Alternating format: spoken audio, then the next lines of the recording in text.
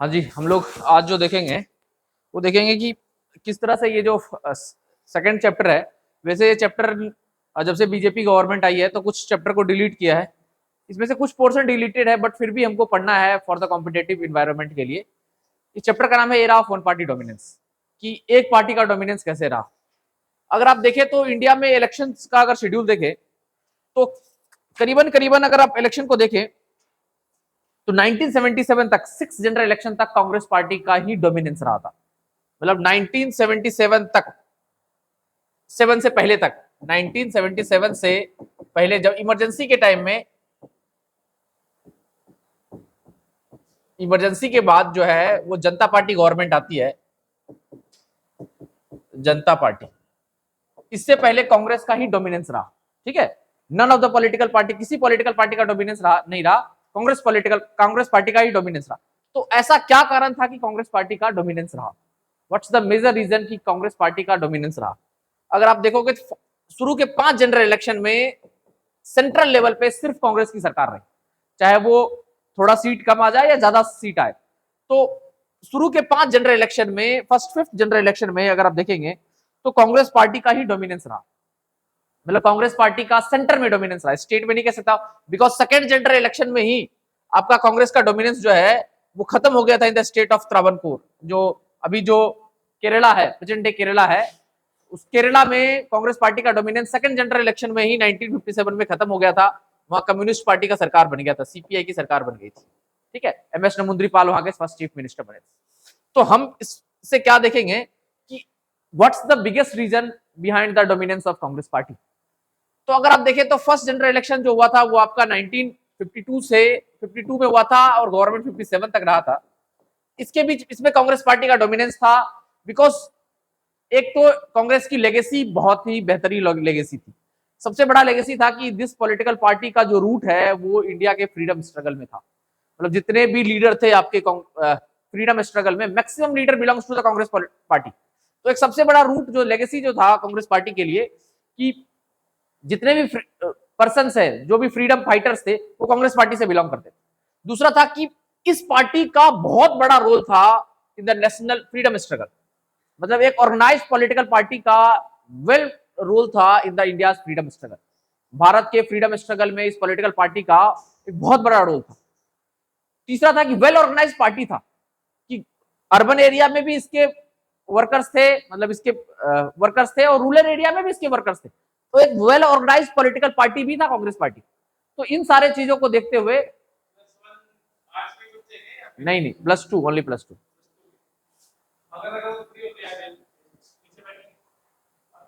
तो यहां पर क्या है कि कांग्रेस पार्टी का 1964 और 18, इसमें देखेंगे फर्स्ट जनरल इलेक्शन में इनका डोमिनेंस रहा है। अब क्यों रहा, मैंने बता दिया कि एक फ्रीडम स्ट्रगल में इनका रूट, इनके लीडर्स का फ्रीडम स्ट्रगल का रूट रहा। दूसरा है कि ये पॉलिटिकल पार्टी फ्रीडम स्ट्रगल में पार्टिसिपेट की।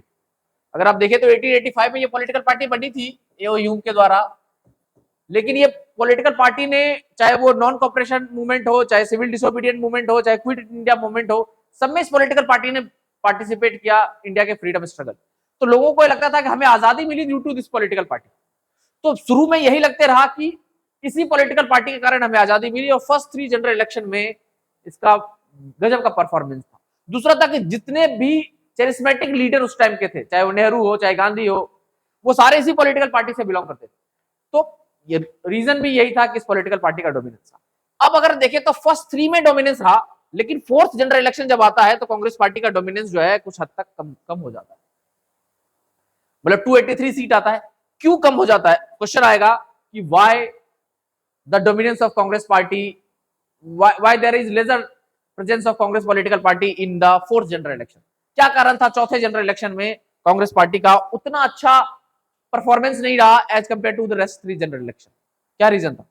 और ये जो था, ये सबसे बेकार परफॉर्मेंस था कांग्रेस पार्टी का। 5th जनरल इलेक्शन तक का सबसे बेकार परफॉर्मेंस था। 6 में तो कांग्रेस पार्टी जो है वो बिल्कुल अपोजिशन बन गई थी, because Indira Gandhi lost her election itself, और कांग्रेस का की सरकार भी नहीं बन पाई थी, जनता पार्टी की सरकार बनी थी। तो फर्स्ट 5th में सबसे बेकार अगर परफॉर्मेंस रहा तो 4th जनरल इलेक्शन का रहा। क्यों? एनीबॉडी? क्या रीजन था कि कांग्रेस पार्टी का फोर्थ जनरल इलेक्शन में सबसे बेकार परफॉर्मेंस रहा, फोर्थ जनरल इलेक्शन में सबसे बेकार परफॉर्मेंस रहा। ये क्यों हो रहा है, सेंसर काम नहीं कर रहा है भैया। फोर्थ जनरल इलेक्शन में कब से इमरजेंसी आ गया? फिर फोर्थ जनरल इलेक्शन में इमरजेंसी तो 1975 में आया था, जून 1975 में इमरजेंसी आया, 77 तक रहा, तो फोर्थ जनरल इलेक्शन तो आपका 1967 में होता है, 71 तक सरकार रहती। क्या कारण था? हाँ जी, क्या रीजन था भाई? हाँ जी बताओ, क्या रीजन था? नेहरू की डेथ। सर नेहरू की डेथ। भाई नेहरू मर गया तो कांग्रेस पॉलिटिकल पार्टी खत्म? हाँ जी, क्या रीजन? पता नहीं। हाँ जी तुम बताओ, तुम तो बताओ क्या रीजन था? सर नेहरू की डेथ, नेहरू की डेथ। बस नेहरू मर गए तो कांग्रेस? नेहरू की डेथ। हाँ जी, अपन पीछे से भाई लोग पता नहीं है भाई। इंदिरा गांधी तो फर्स्ट प्राइम मिनिस्टर 66 में बनती है, 65 में, लेटर 65 में। तो क्या कारण है कि आपका फोर्थ जनरल इलेक्शन में बेकार परफॉर्मेंस रहा? इंदिरा गांधी तो एक साल ही बनी हुई थी, जनरल इलेक्शन हो जाता है भाई। सबसे बड़ा था कि बैक टू प्राइम मिनिस्टर की डेथ होती है, back to back 2 prime minister की डेथ होती है। सबसे बड़ा रीजन ये था कि नेहरू के बाद शास्त्री, मतलब back to back 2 prime minister की डेथ होती है। ये सबसे बड़ा रीजन था कि बैक टू प्राइम मिनिस्टर का डेथ। ठीक है, 2 प्रधानमंत्री का बैक टू, भाई नेहरू मरते हैं, सॉरी का डेथ होते हैं, मरते अच्छा नहीं लगता है। नेहरू का नेचुरल डेथ होता है और शास्त्री का मतलब मिस्टीरियल डेथ होता है, वे पता ही नहीं चलता है कि कैसे हुआ। तो 2 प्राइम मिनिस्टर का डेथ होता है और उसके साथ ही 2 अगर आप देखें 62 में चाइना के साथ वॉर हुआ, 1965 में आपका पाकिस्तान के साथ वॉर हुआ। चाइना के वॉर में हम बुरी तरह लॉस्ट हुए, हमारी हार हुई, बेइज्जती हुई।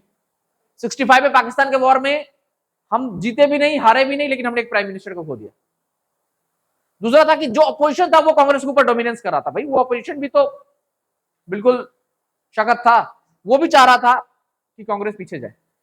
और ये जो इलेक्शन होता है 67 का, उसमें इंदिरा गांधी सब आती है, जो इलेक्टोरल पॉलिटिक्स में आती है, और वो जो इलेक्शन कंटेस्ट करती है इंदिरा गांधी को क्यों लीडर बनाया गया? सबसे बड़ा रीजन है कि वाई इंदिरा प्राइम मिनिस्टर क्यों बनी? इंदिरा ही क्यों प्राइम मिनिस्टर बनी 67 में? भाई इंदिरा गांधी को ही क्यों प्राइम मिनिस्टर बनाया 1966 में, 65 में, सॉरी। एक तो नेहरू की बेटी थी, बिल्कुल लेगेसी था नेहरू का।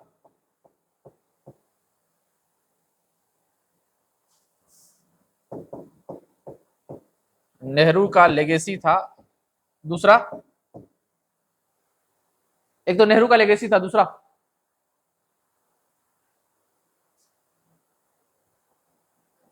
हाँ जी, एक तो नेहरू का लेगेसी था, दूसरा कोई?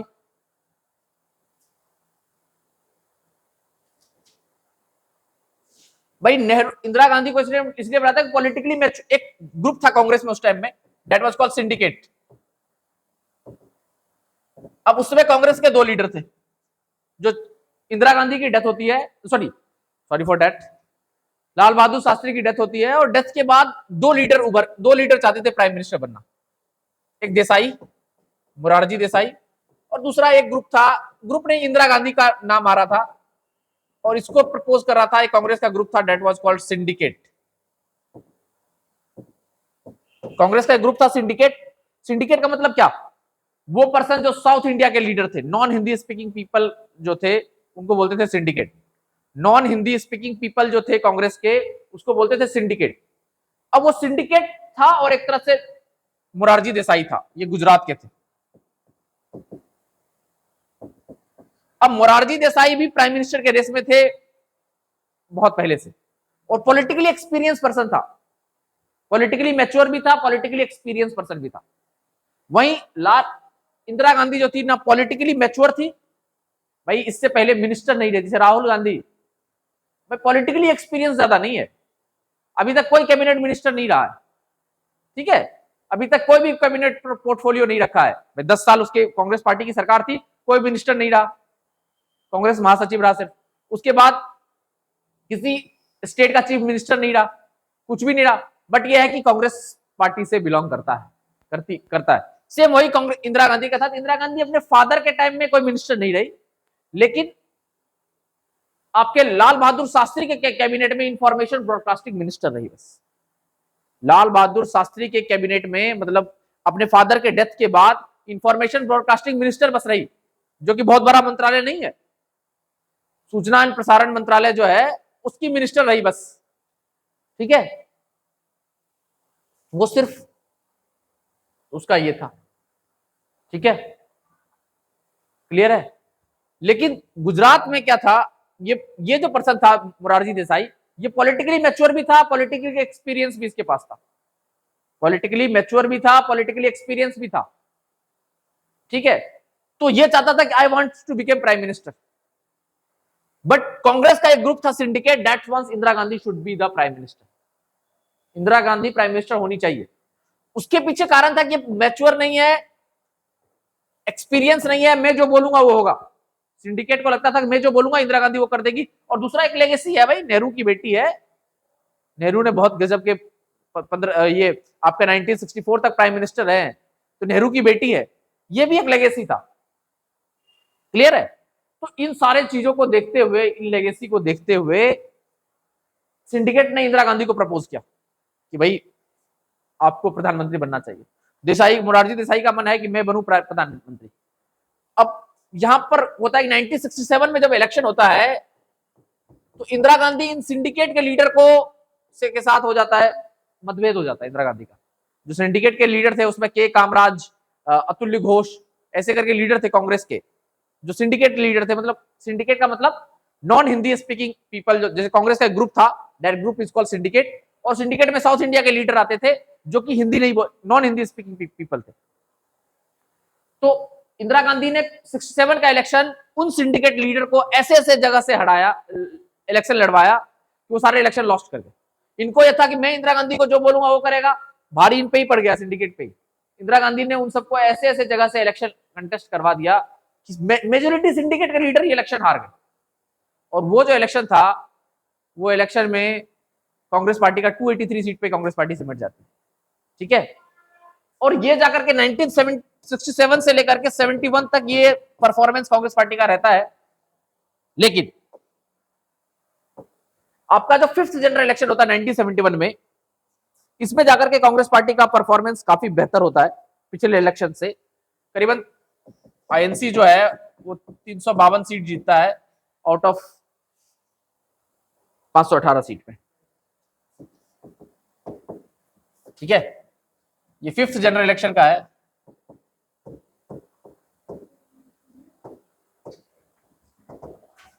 ठीक है, अब ये होता है आपका 1971 में, ये इलेक्शन आपका होता है 1971 में। अब क्या कारण था इसमें कांग्रेस का अच्छा परफॉर्मेंस हो जाता है, एनीबॉडी? क्या? इंदिरा गांधी ने वेलफेयर स्कीम लॉन्च किया था, वेलफेयर स्कीम लॉन्च किया था। दूसरा क्या था कि जैसे वेलफेयर स्कीम में क्या क्या था, बैंक नेशनलाइजेशन।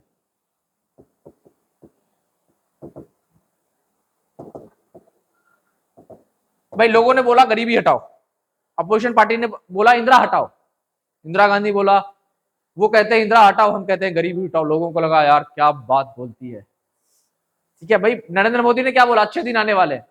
मजा आया ना लोगों को, लोगों को लगा अच्छे दिन मतलब कैसे दिन, हेलीकॉप्टर पे उड़ना है, हवाई जहाज पे कैसे अच्छे दिन, मतलब उन्होंने ये नहीं बोला कि क्या होंगे, उन्होंने बोला अच्छे दिन आने वाले। लोगों को लगा यार अभी तो दिन बहुत बुरे चल रहे, बहुत अच्छे दिन आने वाले। सेम इसी तरह लगा कि इंदिरा गांधी ने बहुत सारे वेलफेयर स्कीम्स चलाए। उसमें से सबसे बड़ा काम किया कि जो बैंक में गरीबों का जो अकाउंट, बैंक प्राइवेट बैंक ज्यादा थे, गवर्नमेंट बैंक कम थे, तो बैंक का 14 बैंकों को गवर्नमेंट बैंक किया, नेशनलाइज किया। 14th बैंक को नेशनलाइज किया। और इन नेशनलाइज बैंक को, इन 14th नेशनलाइज बैंक को में क्या हुआ कि रूरल एरियाज में इसके ब्रांच खुले, इस नेशनलाइज बैंक के, जिससे कहा गरीबों का खाता बैंक अकाउंट में खुल पाया। तो फर्स्ट बेनिफिट तो इंदिरा गांधी ने ये दिया। दूसरा क्या दिया कि एक प्रीवी पर्स था, एक प्रीवी पर्स था। अब प्रीवी पर्स क्या था कि आपने देखा था 565 जो रियासतें थी, उन रियासतों में मैक्सिमम रियासत इंडिया के साथ आया था, कुछ ना कुछ हमने दिया था उसको, तो भाई तुम्हारे नाम से सेना रख देंगे, तुम्हारे नाम से आर्मी रख देंगे, ऐसे ऐसे करके हमने उन रियासतों को इंडिया के साथ मर्ज किया था। ठीक है, उन रियासतों को हमने इंडिया के साथ मर्ज किया था, उसके रीजन ये थे। क्लियर है? 565 के रीजन ये। अब ये रियासत जो है प्रीवी पर्स जो है वो इंडिया के साथ मर्ज किया है, लेकिन मर्ज किया है तो सरकार हर ईयर उन रियासतों को कुछ ना कुछ पेंशन दे रहा है। सरकार जो है हर साल उन रियासतों को कुछ ना कुछ पेंशन दे रहा है। ठीक है, और पेंशन में सरकार का बहुत पैसा जा रहा है। उन राजा महाराजाओं को गवर्नमेंट हर साल, भाई आपने भारत के साथ मर्ज किया तो हम आपको इतना पेंशन देंगे, इतना इतना पैसा मिलता था। इंदिरा गांधी ने बोला कोई प्रीवी पर्स नहीं, खत्म करो पेंशन, इन राजा महाराजाओं को कोई पेंशन नहीं देंगे, सारे पेंशन को खत्म कर दिया। मतलब एक तो वेलफेयर स्कीम्स लाया, बैंक का नेशनलाइजेशन किया, प्रीवी पर्स को खत्म किया, और सबसे बड़ा स्लोगन जो दिया कि वो कहते हैं, अपोजिशन कहता था कि इंदिरा हटाओ, वो बोलते हैं, वो कहते हैं इंदिरा हटाओ, हम कहते हैं गरीबी हटाओ। ठीक है, तो वो रीजन था 71 में जीतने, 71 में कांग्रेस का अच्छा परफॉर्मेंस।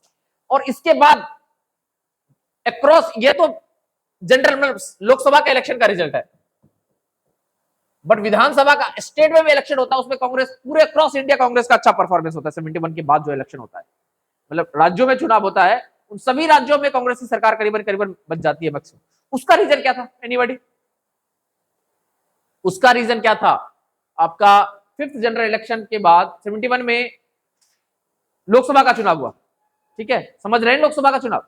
उसके बाद राज्यों में भी चुनाव होता है, जब विधानसभा चीफ मिनिस्टर के लिए, उसमें भी कांग्रेस पार्टी का ही सरकार बनता है मैक्सिमम राज्यों में। एक से एक आध राज्य को छोड़कर मैक्सिमम राज्यों में कांग्रेस पार्टी की सरकार बनती है। क्यों? एनीबॉडी? भैया पॉलिटिकल साइंस मतलब ये थोड़ी है कि कुछ कर लिया, उसका मतलब है कि सोचना है क्यों बना था कांग्रेस की सरकार। हाँ भाई, इंडिया पाकिस्तान वॉर हुआ था, हमने बांग्लादेश का लिबरेशन किया था। विराट कोहली ने पाकिस्तान के मैच में एक ओवर में कितने रन बनाए थे? 24 बनाए थे, 24, जितने भी रन बनाए थे आपका वर्ल्ड कप में, वर्ल्ड T20 में अभी हुआ था ना। तो विराट कोहली के फैन हो गए हम, मतलब फेसबुक खोलते विराट आता था भाई। अब इंदिरा गांधी उस टाइम में पाकिस्तान के 2 टुकड़े किए थे, ईस्ट पाकिस्तान, वेस्ट पाकिस्तान, और ईस्ट पाकिस्तान को एक अलग मुल्क बनाया था, उसकी एक अलग आइडेंटिटी बनी थी, that was Bangladesh, present day Bangladesh. तो पाकिस्तान के 2 टुकड़े किए थे, और इंदिरा का गजब का अक्रॉस इंडिया गजब का लहर था। ठीक है, अक्रॉस इंडिया इंदिरा का गजब का लहर था कि भाई ये एक ऐसी लेडी है जिसने पाकिस्तान के 2 टुकड़े कर दिए। मतलब घर घर में, भाई मोदी भाई ने बालाकोट एयर स्ट्राइक किया ना, तो 2019 के इलेक्शन में हमने बोला यार पाकिस्तान को घर में घुस के मारा, सेम उसी तरह हुआ कि हमने पाकिस्तान को घर में घुस के मारा, तो इलेक्शन का ये आया, वहां पे पाकिस्तान के 2 टुकड़े कर दिए थे। उसके बाद तो जो इलेक्शन हुआ वो इंदिरा गांधी अपनी सब सुपेरिटी के सबसे हाईएस्ट पोजीशन पे था, फैन फॉलोइंग सबसे ज्यादा था इंडिया में उस टाइम। भाई घर घर में हर जगह इंदिरा इंदिरा इंदिरा इंदिरा। चुनाव हुआ, लोगों को लगा यार गजब का काम किया है। और उससे पहले हम 2 हार, मतलब 62 का वॉर भी हार चुके थे, और उस वार का बदला भी एक तरह से हो चुका था। 65 में पाकिस्तान ने किया था, बट न्यूट्रल रहा था वो वॉर। 71 वॉर में हमने बांग्लादेश को लिबरेट किया, और ये जो था ये पॉलिटिक्स, आइडेंटिटी पॉलिटिक्स, ये गजब का काम किया, कांग्रेस का अच्छा परफॉर्मेंस था। ठीक है, यहां तक कोई दिक्कत? भाई किसी को भी कोई दिक्कत? इसके बाद का भी मैं करवा दूंगा, बट जो अभी मैं करा रहा हूं वो इस चैप्टर में नहीं है, वो आगे काम आएगा, बट मैं करा देता हूं अभी, वो आएगा काम आगे। ठीक है, वो अभी काम नहीं आएगा, ये जो मैं अभी करवा रहा हूं जस्ट, वो अभी बिल्कुल काम नहीं आएगा, वो काम आएगा आगे, बट मैं अभी करवा दूंगा। क्लियर है? और भी कुछ? हाँ जी, अपने लोगों को समझ में आ रहा है? चलो भाई, धन्यवाद।